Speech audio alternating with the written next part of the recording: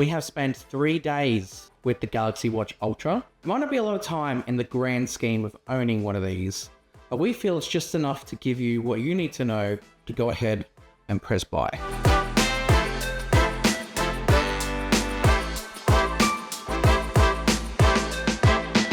Welcome back to SamMobile TV. You're here with Daniel. When Samsung introduced the Watch Ultra, it certainly created a lot of buzz. Not just because Samsung finally introduced an Ultra watch, but also, according to some circles, it takes heavy inspiration from Apple. In our time with it, it's very much a Samsung product, we can assure you. There are similarities, of course. Samsung have overhauled the unboxing experience. You have the strap and the watch in separate packaging now, so it no longer comes either together or the straps as part of the one elongated box.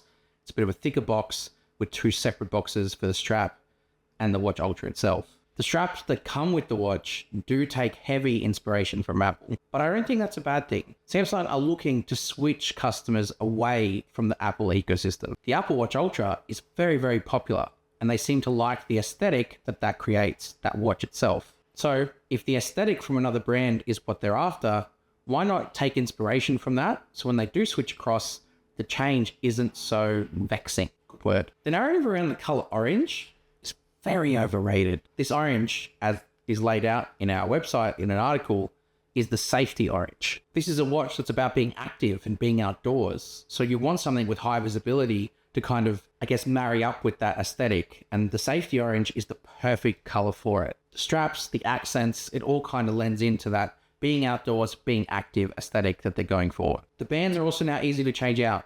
It's a very simple push and release system, and I appreciate that. Rant over. 3 days with a Watch Ultra. The design is something I didn't expect to like this much, but in using it, I've immediately appreciated it. The squircle casing around the sort of circular display is something that I am growing to love every day I use one. It gives you that sense of durability, that the screen is protected, not only because you've got the raised lip of the bezel, but also the casing, which is titanium, sort of being that extra bit around the display, gives it that extra sort of feeling that you're protected. The thing that I'm really appreciating too is how it kind of sits on the wrist. Samsung have sort of flattened out the sensors on the back to ensure it has maximum contact with your wrist to give you more sort of accurate data. But the feeling of it too and how it looks is much better than anything I've ever experienced from a Samsung watch before. The rotating bezel isn't gone. It was never here to begin with. This is replacing the Watch 5 Pro after all, which also didn't have a rotating bezel. What the bezel does have though is a digital touch bezel, and it works amazing. It's on by default, and it can also be turned on or off in the settings depending on your preference. I really like having it on though. It's a really clever way of navigating around the OS, because the whole idea of the circular bezel from the Classic series is that it doesn't interrupt the screen. This does the same thing. It keeps distractions and interruptions at a minimum, because touching the screen kind of does create more distractions, and fingerprints, who wants that? They've also put some really nice haptic feedback in the watch too, when rotating through the bezel, but also just in general. Have a listen. Can you listen to vibrations?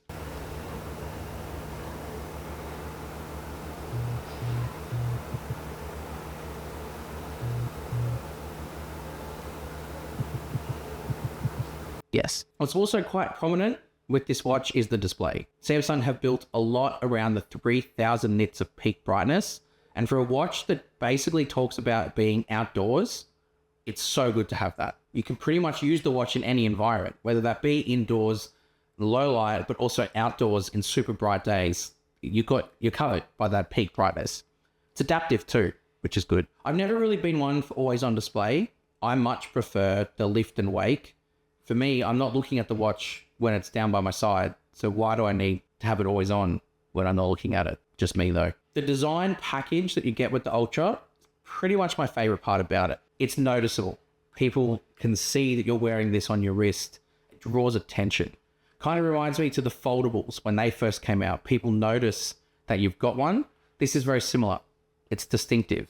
And make no mistake about it, it's uniquely Samsung in its execution. The overall health package with the Watch Ultra and the sensor sort of accuracy will need some more time. 3 days is not enough to be comparing what I've had before or comparing what I've currently got here on the table with me. Fundamentally, there's not a lot more that you can do with this compared to what you could do before. Seems like we've added some nice software features regarding health, some extra sort of multi-exercise tracking, which I really like the sound of, but I haven't had a chance to use yet because it's only been 3 days. But they have made existing stuff better through the Samsung Health platform. There is one new feature though, which I have paid attention to.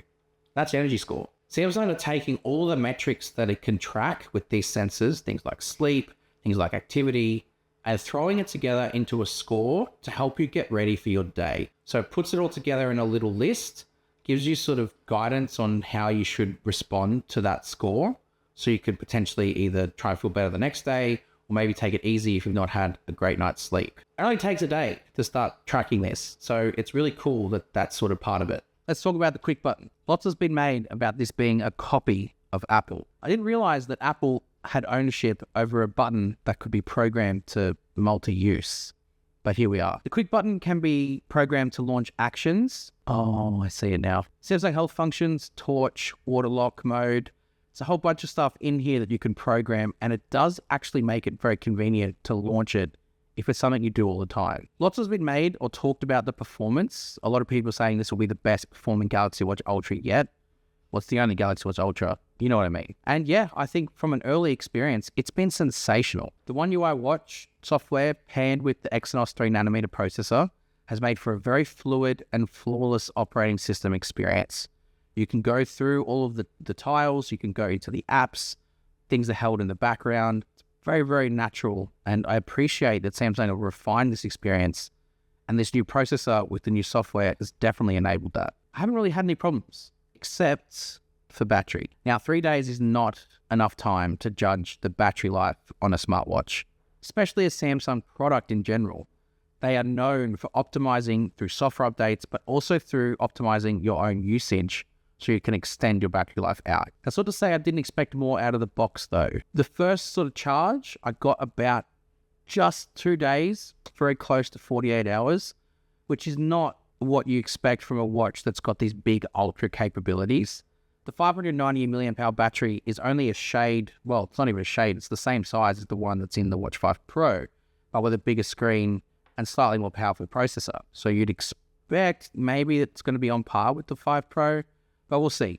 Samsung are known for optimizing their battery usage over time, and there is probably still software updates to come to further optimize how it all runs. I'm definitely not saying it's bad. I hope and I imagine that it will improve over time. We'll keep you updated. We also have the Galaxy Watch 7, which we're going to be doing a comparison alongside the Watch Ultra in coming videos. So make sure you hit subscribe to SamMobile TV to check that out. Probably not going to be a fair comparison, but there are very different use cases or different markets that these watches are targeting. Come and find out which side of the fence you'll be on. If you're chasing a Galaxy Watch, use the link in the description to support SamMobile. Let me know what you think about the Galaxy Watch Ultra yourself. Chuck it down in the comments below. Let's have a bit of a discussion. Go check out our website. We've got lots of stuff on there too. Come and find us on all our socials, and we'll see you next time. Thanks.